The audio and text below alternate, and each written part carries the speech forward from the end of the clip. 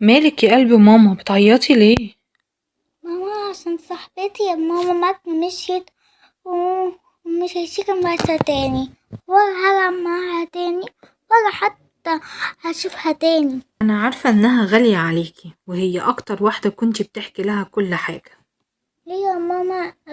كنت برجعها تقعد معايا دايما. هو ليه الناس بتسيب بعض كده؟ الناس ساعات بيمشوا من حياتنا لأسباب مش بإيديهم، لكن اللي بيكون بإيدينا هو اننا نفضل نحبهم ونفتكرهم بحلو الذكريات. بس انا زعلانة قوي يا ماما.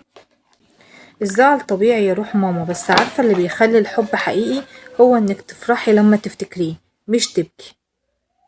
الصورة اللي جنبها على طول كملها بعدها كمان كويس، حتى مردتش. قلبك كبير وملك محظوظة انها كانت صاحبتك.